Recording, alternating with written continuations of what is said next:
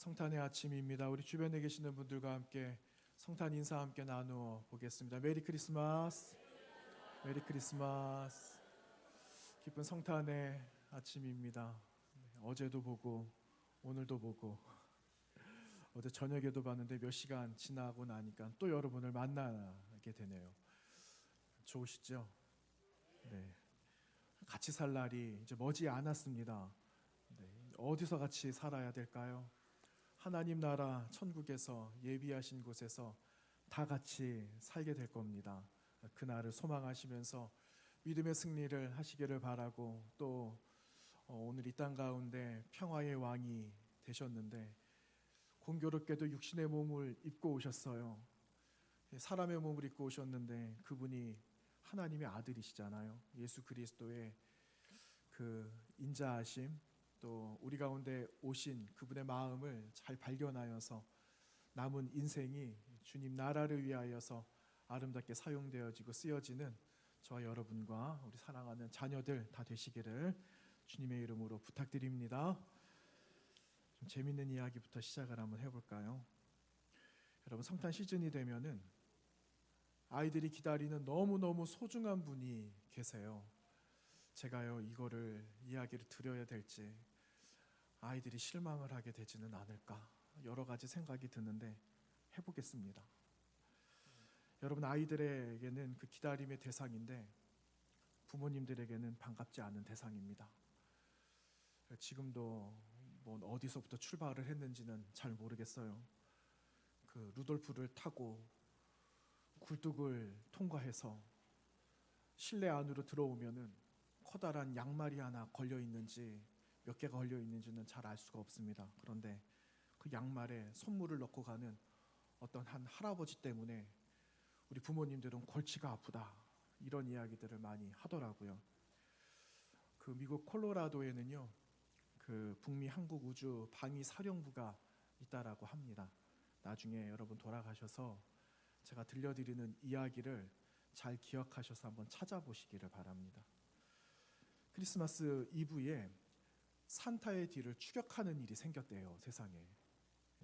그런데 이 사연이 1955년부터 시작이 되었습니다. 어떤 사연이 있는가? 이곳의 한 지역에 신문에 백화점 광고를 냈다라고 하는데 그 산타클로스와 관련된 광고를 실으면서 전화번호 하나 실른다라는 거를 방위사령부 전화번호를 거기다가 실게 된 거예요. 어떻게 그런 일이 생겼는지 모르겠습니다. 아이들이 얼마나 호기심이 많습니까? 그러니까 신문을 봤더니 어린아이 하나가 전화를 건 거예요. 그곳이 어디라고요? 방위사령부에다 전화를 한 거예요. 아이가 뭘 알겠습니까? 그런데 당시 근무자였던 한 장교가 전화를 받은 거예요. 그래서 아이가 질문을 하는 거죠. 산타가 지금 어디쯤에 오고 있어요? 하고 물어봤답니다. 그랬더니 이 장교 하는 말이 참 센스가 있었던 것 같아요. 이 아이의 마음을 실망시키지 않으려고 이렇게 말을 했답니다.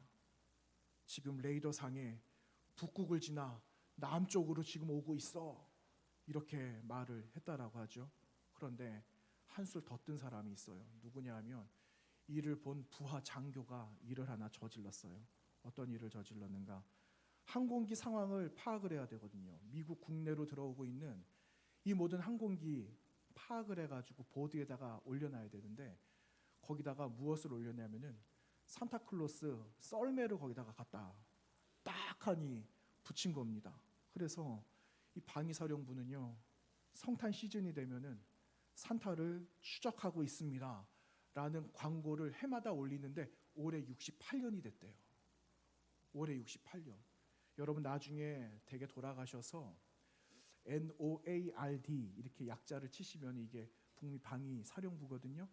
그거를 치시면은요 산타를 추격할 수가 있습니다. 저도 궁금해가지고 한번 봤더니 아프리카를 통과했더라고요. 아프리카 통과하고 지금 어딘가에 있는지 잘 모르겠어요. 여러분 아마 보시면은 또 위치가 아마 달라져 있는 거를 아마 볼 수가 있을 겁니다. 조금 더 이야기를 해보겠습니다. 여러분 산타의 존재를 믿으십니까? 여러분 믿으세요? 안 믿으세요? 믿으십니까? 여러분 여기에 대한 인식 조사가 있었대요. 산타의 존재를 믿는다. 성인의 34%가 믿는데요. 의외였습니다. 여러분, 그 산타가 주는 선물, 아이들이 뭘 해야지 선물을 받죠? 착한 일을 해요. 착한. 근데 그 선행에 영향을 얼마나 미칠까? 여러분, 공교롭게 이것도 34%나 영향을 미친다라고 하더라고요. 선물을 받기 위해서 선행을 해야 되는 것, 무려 34%의 영향력을 이 결과가 있었어요. 그런데 나머지 32%는 이런 내용이에요. 부모는 산타의 존재를 믿게 하려고 하지만 하얀 거짓말을 여전히 하고 있다. 여전히 하얀 거짓말을 하고 있는, 믿지는 않지만 어쨌든 하얀 거짓말로 이 아이들에게 위로를 주려고 32%가 그런 대답을 했다라고 합니다. 대체로 세상적으로 보면은 좀 긍정적인 대답이에요.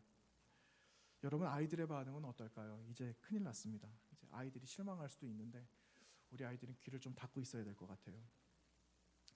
아이들이 산타의 그 존재를 부정하는 나이가 밝혀졌어요. 몇 세 전일까요? 제가 오늘 아침인가요? 언젠가 누구한테 물어봤습니다. 며칠 됐네요. 한 그저께 된 것 같아요. 그랬더니 산타를 안 믿는데요. 또 나이가 몇 살이야? 이랬더니 9살이랍니다. 그런데 통계상으로는 8세 전후에 산타가 없다라는 거를 애들이 안대요. 산타가 없다는 것을 알았을 때 그 분노는 다 어디로 오는가? 다 부모에게 오는 거예요. 부모가 다 이런 분노를 다 받게 되었는데 아이들 가운데 33%는 화난 감정을 가지게 되었고 15%는 부모에게 배신감을 느꼈답니다. 그리고 산타가 있다고 거짓말을 한 어른에 대해서 내가 신뢰하지 못하겠다 하는 통계도 30%나 되었다. 이런 웃지 못할 통계 자료가 있습니다. 그런데 응답자 가운데 재미있는 대답도 있어요. 10살이 되었는데 10살 때 산타와 루돌프를 위해서 음식을 준비했대요. 이 꼬마가. 그런데 그 준비한 음식을 아빠 엄마가 먹는 것을 보고는 충격을 받았다. 이러한 답도 있고요. 어떤 응답자는 산타가 보낸 편지가 있었대요. 편지 글을 보니까 필적이 아빠랑 똑같더라. 그래서 이거는 거짓말이구나. 이것을 깨닫게 되었다 하는 사례도 있었습니다. 여러분, 결국 부모는요, 아이들 동심의 파괴자가 되어버렸어요. 그런데 여전히 산타는 사라지지 않고 있습니다 하는 겁니다. 성탄절이라서 재미있는 이야기를 한번 해보게 되었어요. 여러분, 오늘 본문 요한복음 말씀을 보시면은 성탄의 진짜 주인이 되신 분이 등장을 하고 있죠. 그런데 여느 복음서와는 조금 다르게 성탄의 주인공이 등장을 하고 있어요. 여러분이 알고 있는 그 성탄의 주인공은 어떻게 등장을 했습니까? 마태복음에는 성탄의 소식을 누가 전하고 있죠? 동방의 박사들이 그 성탄의 소식을 전하고 있어요. 그런데 누가복음에는 누가 전하고 있습니까? 들판에 양을 치고 있었던 목자들이다라고 이야기하고 있거든요. 아니, 그러면은 우리 아이들이 궁금하게 생각할 것 같아요. 아니, 그러면은 이게 뭐가 진짜야? 동방 박사가 진짜야? 아니면 들판에 양을 쳤던 목자들이 진짜야? 이렇게 생각해 볼 수도 있겠죠. 여러분, 글 쓰는 사람의 마음대로예요. 글 쓰는 사람이 나는 이 사람을 등장시키고 싶어. 그 사람의 입장, 그리고 이 글을 받을 사람이 누군가에 대한 대상도 고려해야 되고, 그래서 마태에서는 동방의 박사들, 좀 똑똑한 사람들이 나오고 누가의 입장에선 좀 가난한 사람들이 나오게 되었다라는 거예요. 그런데 중요한 건 무엇이냐 하면 하나님은 부하든 가난하든 여기에는 별로 관심이 없으시다는 거예요. 왜냐하면 부한 자를 위해서 예수님이 오셨습니까? 아니거든요. 그럼 가난한 자만을 위해서 오셨어요? 그것도 아니거든요. 예수님이 오신 것은 이 땅의 모든 인류들을 위해서, 그 사람이 유대인이건 이 사람이 이방인이건 아무런 관련 없는 거예요. 예수님께서 오신 것은 이 땅에 저와 여러분을 위해서, 모든 자들을 위해서 오셨다라는 겁니다. 서로 입장과 관점이 달랐다라는 거죠. 그런데 여러분, 오늘 우리가 나누었던 요한복음에서는요, 예수님의 등장이 조금 고상하게 등장을 하고 있어요. 어떻게 등장을 하고 있는가? 오늘 1절과 2절 말씀인데요. 태초에 말씀이 계시니라. 이 말씀이 하나님과 함께 계셨으니 이 말씀은 곧 하나님이시니라. 그가 태초에 하나님과 함께 계셨음. 이렇게 기록하고 있죠. 1절과 2절 말씀에. 여러분, 하나님은 언제 계셨습니까? 세상을 만드시기 전부터 계셨어요. 그런데 오늘 말씀에 보니까 말씀도 누구랑 함께 계셨다고요? 하나님과 함께 계셨다라는 것을 분명하게 기록하고 있습니다. 여러분, 이 말씀이 도대체 뭘까요? 말씀이 도대체 누구실까요? 여러분, 오늘 우리가 나누었던 1장 14절 말씀에 이렇게 기록하고 있어요. 말씀이 육신이 되어져서 우리 가운데 거하신 분. 여러분, 이분이 누구라고 우리는 알고 있죠? 예수 그리스도. 말씀이신 예수 그리스도께서 이곳 가운데 오셨다라는 거예요.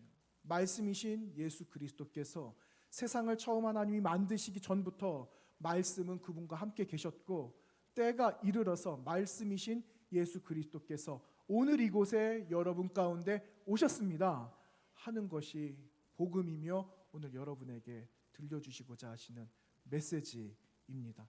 여러분, 이게 사도 요한이 전하는 성탄의 메시지예요. 여러분, 예수님께서 이 땅 가운데 오셨습니다. 누구에게 오셨느냐?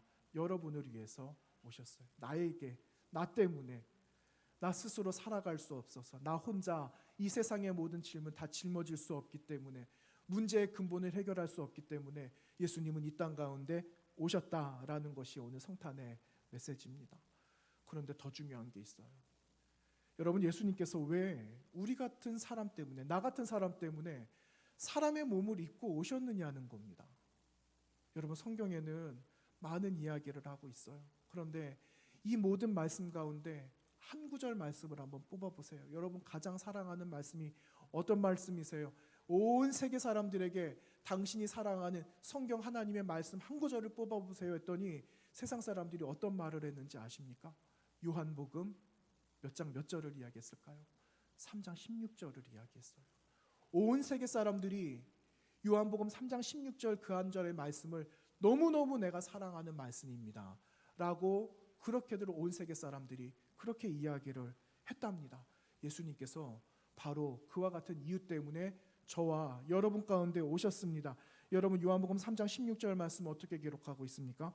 하나님이 세상을 이처럼 사랑하사 독생자를 주셨으니 이는 그를 믿는 자마다 멸망하지 않고 영생을 얻게 하려 하심이라. 아멘. 이렇게 말씀하고 있어요. 하나님께서 저 여러분을 사랑하셔서, 여러분, 이 말씀 가운데 오늘 본문에는 하나님이 계획이 있으시죠. 그래서 그분의 계획을 가지시고 인간의 몸을 입고 이 땅 가운데 오셨는데, 궁극적인 것은 저와 여러분을 너무너무 사랑하시기 때문에 이 땅 가운데 오셨다는 거예요. 왜 사랑하실까요? 그냥 이 백성을 그냥 놔두면 그냥 죽어 사라져버릴 쓰레기 같은 존재밖에 되지 않기 때문에, 우리 먼지에서 왔잖아요. 먼지로 돌아갈 것이 뻔하기 때문에 존귀하게 지은 내 형상 닮은 이 자녀들이 형상을 보존하고 유지하면서 하나님 나라의 왕처럼 살아가도록 하시기 위해서 인간의 몸을 입고 여러분을 사랑하시기 때문에 영원한 생명을 주시기 위해서 이 땅 가운데 오셨다라는 사실입니다. 그런데 여러분, 이 말씀이 우리는 이렇게 들을 때는 감동이 되기도 해요. 너무너무 충격적인 이런 말씀은 아니다라는 생각은 들죠. 그런데 사실 이 당시에 있었던 이 사람들은 이 말씀이 너무너무 충격적이었다라는 거예요. 아니, 이 말씀이 정말 맞는 거야?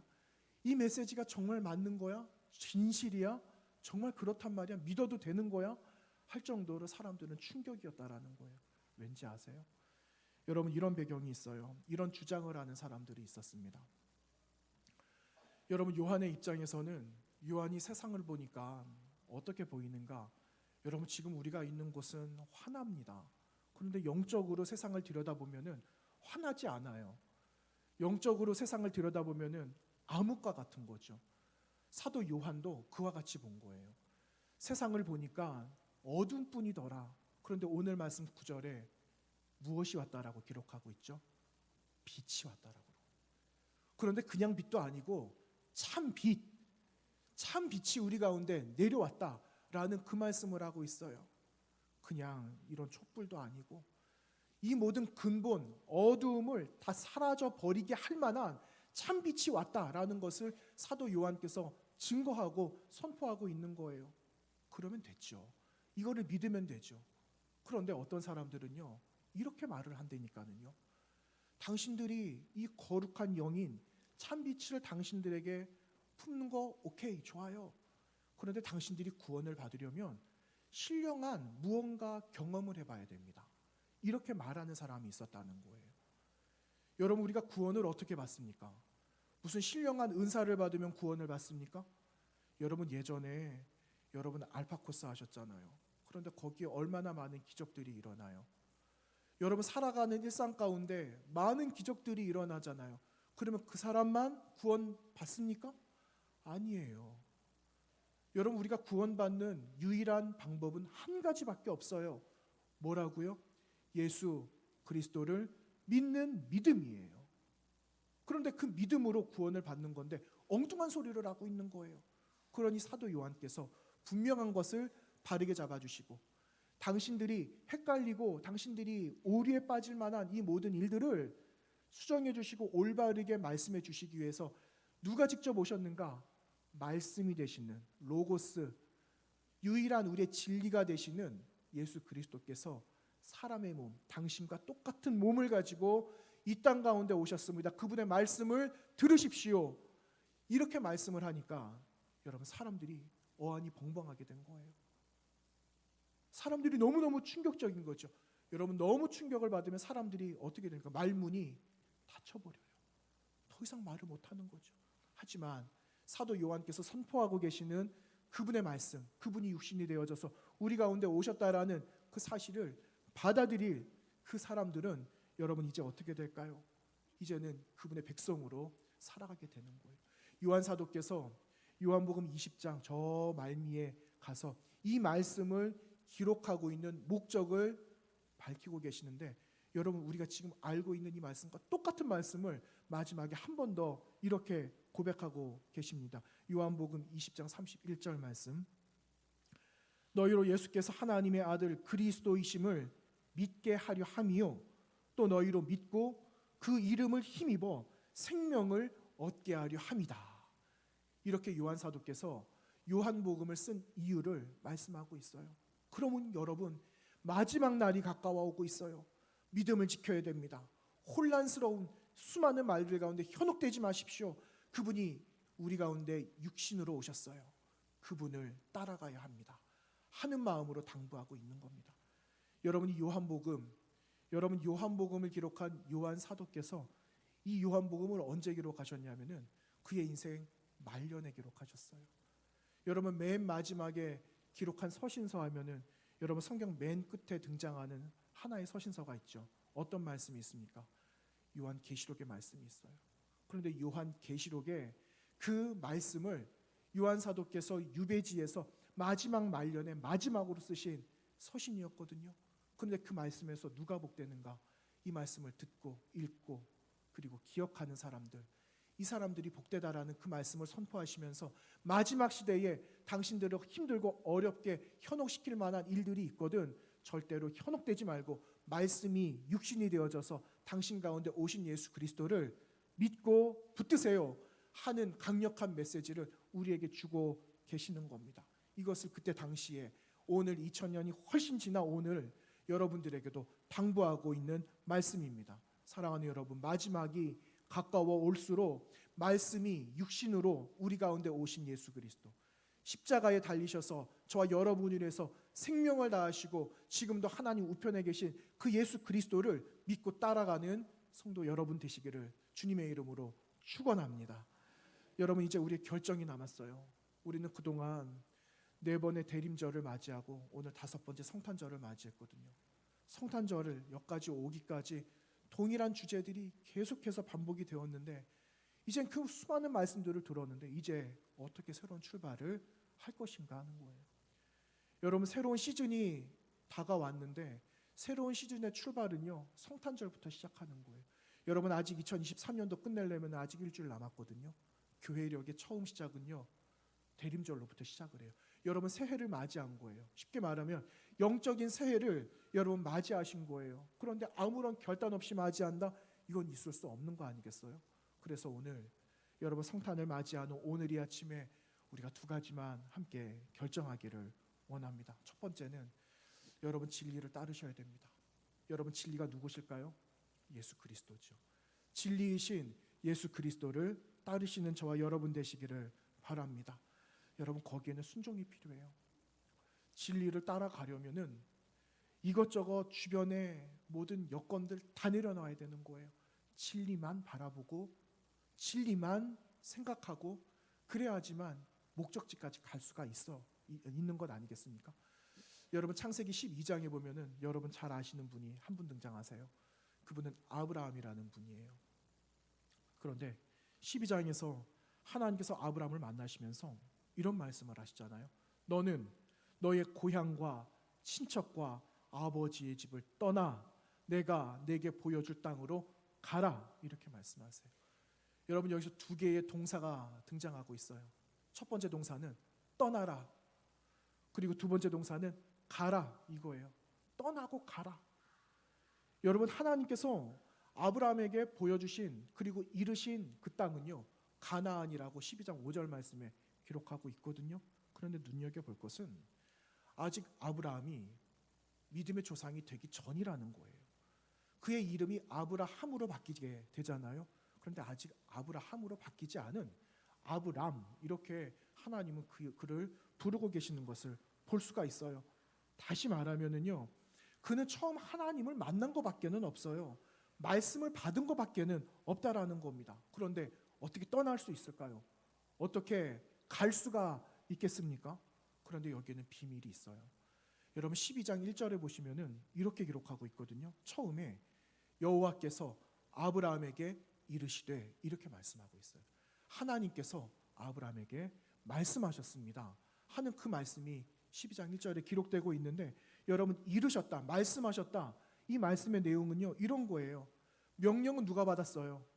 아브라함이 받았어요. 그런데 명령을 주신 분은 하나님이시거든요. 그러니까 그 명령을 주시고 계획하신 분이 그 일을 이루신다라는 그런 내용이에요. 하나님이 계획하셨으니까. 계획하신 분이 책임을 지는 거죠. 그리고 말씀을 주신 그 분이 먼저 이끌어서 가나안으로 가게 하시지만 이미 하나님은 어디에 계신다고요? 네가 이를 그 땅에 먼저 나는 있다. 그러니까 너는 나아가라. 말씀대로 순종해라 하는 그 비밀의 말씀이 12장 1절 말씀에 숨겨져 있어요. 여러분 그래서 진리는요. 진리이기 때문에 순종할 수 있는 거예요. 순종해야 되는 거죠. 여러분 하나님의 말씀은 진리인 줄로 믿습니다. 여러분 그래서 이 말씀을 순종하는 거예요. 이 말씀을 따라가는 겁니다. 이 말씀 누군가가 세상에 현혹시키는 말로 우리를 어지럽게 하고 우리가 품고 있는 마음까지 다 빼앗는다라고 그래도 우리는 진리 대신 하나님의 말씀이 유일하기 때문에 내가 이 말씀에 목숨을 겁니다 할 수 있는 그러한 고백이 우리 가운데 있게 되는 겁니다. 그래서 여러분 진리 앞에 순종할 수 있는 거예요. 나아갈 수 있는 거예요. 떠날 수 있고 갈 수 있고 더 나아갈 수 있는 것 아니겠습니까? 저와 여러분이 이러한 사명을 받으시고 이러한 결정을 날마다 주님과 함께 동행하시면서 이루어 가시기를 부탁드립니다. 2016년도에 다큐멘터리 형식으로 이런 영화가 있었어요. 순종이라는 영화가 있었습니다. 아마 잠깐 나왔다가 금방 이렇게 극장 문을 닫았던 걸로 알고 있어요. 그런데 순종이라는 영화는요. 내전과 가난 때문에 갈등이 일어나는 우간다 지역에 있는 그 사람들의 이야기예요. 그런데 먼저 이 우간다 마을에 한 마을을 하나 만들기 위해서 목사님 한 분이 들어가시게 되셨어요. 김종석 목사님이라는 분이 들어가시게 되셨는데 이 목사님이 갑자기 심장에 마비가 오시게 된 거예요. 그래가지고 순교하시게 되셨어요. 그런데 이 선교사님이 유언을 남기셨거든요. 그 유언은 이 땅을 끝까지 섬겨야 될 사람이 필요하니까 이 땅을 섬길 너희들이 잘 섬겨줘. 이런 자녀들에게 이런 유언들을 남기게 된 거예요. 그랬더니 이 유언을 아버지의 유언을 잘 받아서 누가 들어가는가? 따님이 들어가요. 근데 이 따님은 초등학교 선생님이었거든요. 따님과 사위가 이 우간다 지역에 들어가는 거예요. 아버지 김종석 목사님은요. 여러분 그 우간다 지역에 묻혀 계세요. 아버지 묻혀 있는 그 무덤가를 또한 지키고 이 우간다 지역에 복음을 듣지 못하는 사람들에게 복음을 전하기 위하여 딸과 사위가 들어가서 복음을 전하는 일을 하는 겁니다. 여러분, 내전을 피해 국경을 넘어가고 난민들의 그 삶의 터전으로 들어와서 이들과 가족처럼 지내가는 겁니다. 여러분, 이유는 한 가지죠. 여러분, 이들이 들어갈 수 있고 그리고 끝까지 아버지의 말씀에 따라서 끝까지 그 땅을 지키는 유일한 이유는 단 한 가지. 뭐가 진리라고요? 하나님의 말씀이 진리라는 걸 그분들이 아시기 때문에 아무도 알아주지 않는 그 땅에서 오로지 하나님의 말씀을 품고 말씀을 심어가며 그들을 위해 눈물을 흘려가면서 가슴을 쓸어 안으면서 그 땅을 지키고 그리스도 예수의 복음을 전하는 것 아니겠습니까? 여러분, 이것이 진리 앞에 순종하는 거예요. 여러분, 오늘 성탄절을 맞이하면서 우리도 새로운 다짐이 있었으면 좋겠습니다. 하나님 어떠한 말씀을 나에게 주시든 그 말씀이 나에게 꼭 필요한 말씀이라면 하나님 그 말씀을 겸손하게 받겠습니다. 그 말씀이 나에게 주신 말씀임을 내가 깨달으면서 말씀대로 이루어 가실 하나님의 뒷자락을 내가 꼼꼼히 밟아가면서 주님 옷자락 붙들고 끝까지 갈게요. 나를 붙들어 주세요. 이러한 삶의 결단이 오늘 이 성탄의 아침에 저 여러분의 삶의 결단이 되시기를 주님의 이름으로 부탁드립니다. 마지막 한 가지는요. 삶의 우선, 삶의 중심이 여러분 누구를 향해야 되는가? 예수 그리스도를 향해야 됩니다. 여러분, 그동안 우리는 주변도 많이 보았어요. 주변을 많이 보면서 마음도 흔들릴 때가 있었어요. 주변을 보면서 낙심할 때도 있었어요. 그런데 성경은 오늘 우리에게 이 성탄의 아침에 나를 바라봐라 이렇게 말씀하고 있는 겁니다. 여러분, 6장 그 마태복음 6장 33절 말씀에 이런 말씀이 있죠. 너희는 먼저 그의 나라와 그의 의를 구하라. 그리하면 이 모든 것을 너희에게 더하시겠다라는 하나님의 약속의 말씀이 기록되고 있어요.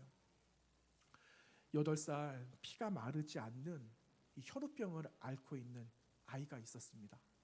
그런데 이 아이가 병을 치료를 해야 되는데 혈액 응고 인자가 이제 약하고 감염이 되고 이러니까는 피가 잘 마르지 않는 겁니다. 근데 치료하는 과정 속에서 이 아이가 에이즈 바이러스에 감염이 되고 말았어요. 그러니까 이 아이에게 얼마나 낙심이 되겠어요. 그런데 아이가 얼마나 마음이 건강하고 얼마나 마음이 간절한지 이 아이에게 소망이 있었다라고 합니다. 근데 그 소망이 이런 소망이었대요. 다른 사람들이 자신과 같이 에이즈 환자와 친구가 되어도 괜찮아요. 이렇게 세상 속에 알리고 싶었답니다. 또 하나는 좋은 삶, 우리가 원하고 바라는 이러한 좋은 삶은 반드시 길게 살지 않아도 괜찮아요. 이것을 이야기했대요. 또 하나, 사람은 자신이 바라는 삶보다 하나님께서 허락하신 삶을 살아야 합니다. 이것을 8살짜리 꼬마가 깨닫게 되었답니다. 그래서 이 엄청난 에너지를 가지고 있었던 이 아이가 신문에다가 막 여러 가지 사연을 알리기 시작한 거예요. 그랬더니 이러한 내용들을 들은 적지 않은 사람들이 막 등장하기 시작합니다. 나아가서 에이즈 환자도 친구가 필요해요. 필요할 때마다 그들을 안아주어도 괜찮아요 하는 그러한 메시지로 주변 사람들을 안심도 시켜주기도 했답니다. 그런데 이 아이가 11살이 되던 그 해에 하나님 품으로 가고 말았습니다. 여러분, 그 생에 주어진 순간들, 저나 여러분이나 주어져 있는 삶의 순간들이 있어요. 지금까지 살아오신 과거의 시간들, 어저께까지 살아온 시간들, 지금도 흐르고 있는 이 앞전까지의 몇 초 상간의 그 모든 것은 다 과거고 이미 다 역사가 되었잖아요. 그런데 이것도 중요하지만 지금도 앞으로 나를 맞이하고 있는 이 시간들을 내가 어떻게 살아가느냐, 내가 누릴 것인가 아니면 허비할 것인가, 이것은 여러분 우리 개개인의 선택이라는 거예요. 하지만 여러분, 생을 사랑하면서 여러분의 생, 남겨져 있는 생을 사랑하고 그리고 나를 뛰어넘어서 그리고 누군가를 위해서 함께 할 수 있는 일은 모든 사람이 다 할 수 있지는 않다라는 거죠. 그런데 여러분, 이 다 할 수 없는, 사람들이 다 할 수 없는 이 일을 유일하게 선택하신 분이 계시잖아요. 그분이 예수 그리스도였어요. 예수 그리스도께서 다 할 수 없는, 하나님만이 하실 수 있는 유일한 일을 선택하셔서 하신 것은 여러분을 위해서 죽으셨다라는 것, 저를 위해서 죽으셨다라는 것, 그리고 구원의 은혜를 주셔서 오늘 말씀에 기록되어져 있고 요한복음 3장 16절에 기록되어져 있는 말씀처럼 저와 여러분에게 영생을 주시기 위해서 이 땅 가운데 오셨다라는 그 사실을 기억하면 여러분, 우리의 삶의 초점은 예수 그리스도에게로 향할 수밖에 없다라는 사실이에요.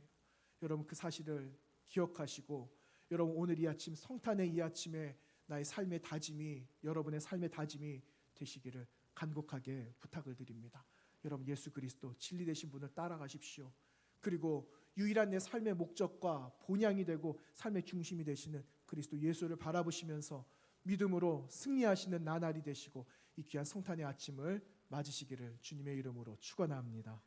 기도합니다. 거룩하신 하나님, 고맙습니다. 죽을 수밖에 없는 저희들을 사랑하여 주셔서 이곳 가운데도 찾아오셨지만 우리의 심령 속에도 내 주인이 되어 주심을 믿고 감사하는 마음으로 이 시간 나아가게 하심 또한 고맙습니다. 하나님, 오늘 이 시간에 우리도 삶의 고백, 삶의 다짐이 필요합니다.